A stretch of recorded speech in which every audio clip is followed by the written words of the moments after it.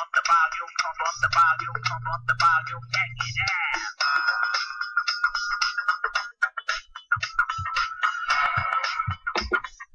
let's pause this before I get in trouble from YouTube again. Alright, so welcome to your video on volume. We are going to start off talking about the volume of rectangular prisms as well as triangular prisms. During the video, we'll be filling out your graphic organizer, and in class tomorrow, we are going to be completing a hands-on experiment to explore volume a little bit further. So let's first talk about what is volume. So volume of a three-dimensional figure is a measure of the amount of space it occupies. So all the space within the object is volume. Volume is also measured in cubic units. So units and incorporating our units is going to be a really big part of this concept. So let's first look at a rectangular prism. So some of you may have seen this on your testing. So these blocks make up the rectangular prism. So the amount of blocks are cubic units.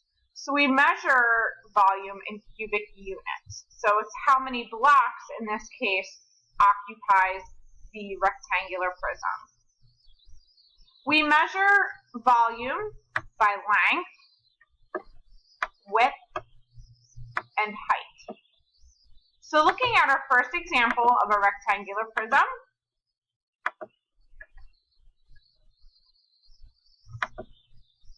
we're going to take our, in this case, width, length, and height.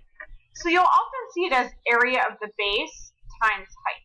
So what that's implying is the area of the base is length times width, and I break it down to length times width instead of base, and the height of the object. So length times width times height. Some students get confused between length and width. Length is how long, and the width is how wide. But if you mix the two up, when we multiply, you're still going to get the same answer, because 5 times 4 is the same as 4 times 5. But try to remember that length is how long, and width is how wide. So in this case, our length is 4 times our width is 5 times our height, which is 10. So you can use a calculator for your computation. So I'm going to do 4 times 5 times 10, which is 200. For our units, we're using centimeters, so it's 200 centimeters cubed. So because we're measuring in 3 dimensions, it's cubed. So this is what I mean by cubic units. Let's look at one more example. Again, I have my length, which is 12, my width, which is 5, and my height, which is 7. So I have to do 12 times 5 times 7.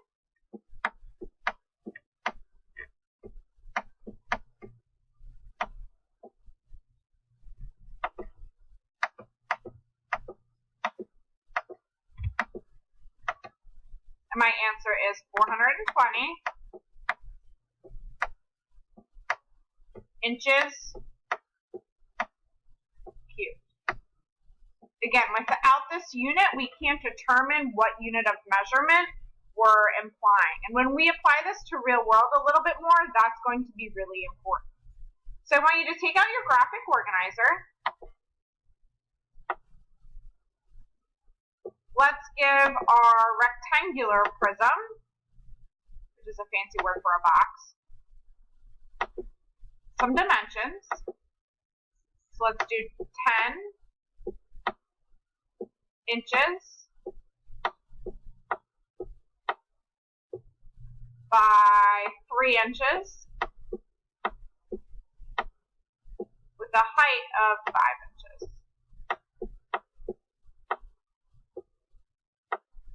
So again, volume is length times width times height. So I'm going to do 10 times 3 times 5. Whoa. So you can use your calculator for computation. 10 times 3 times 5 is 150. 150 inches cubed.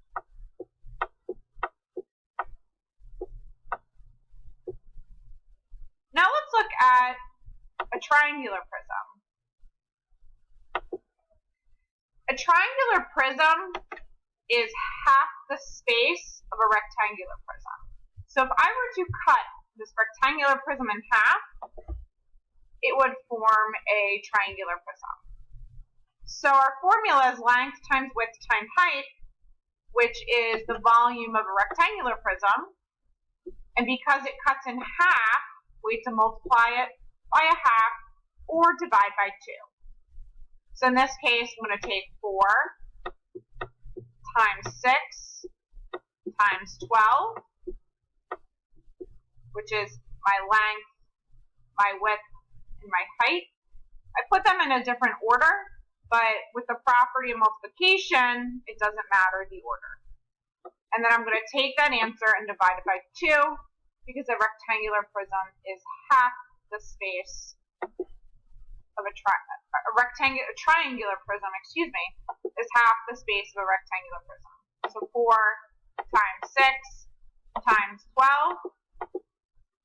You need to get that answer first, which is 288. Then I'm going to divide by 2.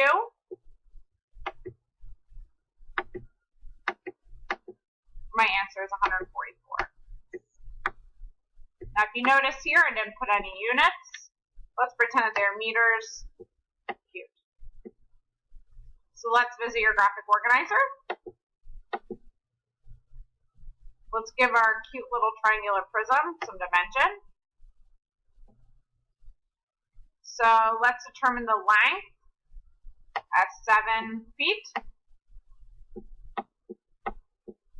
Pretend like you're building a tent in your backyard. The width is 4 feet. I used to do that growing up. Build cute little tents in my backyard. Then my sister would scare me, so I'd have to go outside. And the height, let's say, is also 4 feet.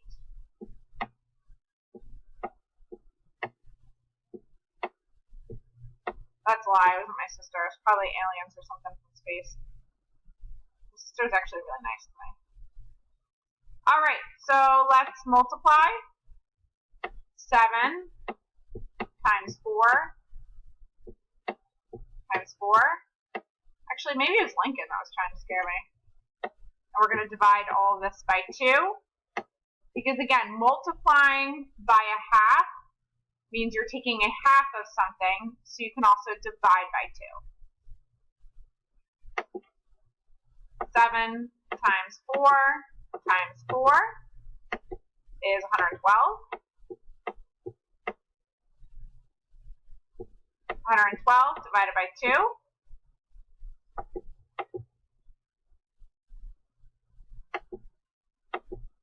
Whoa, what's going on? 112 divided by 2 equals, you can write smaller in these boxes, again it's just kind of hard for me to write, 56 feet cubed. Alright, this concludes the video.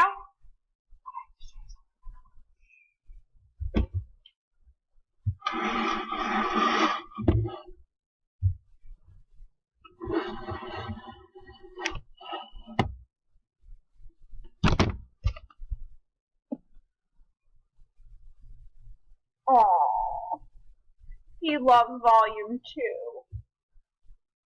Right, Linky? Linky, do you want to hear that song again? No?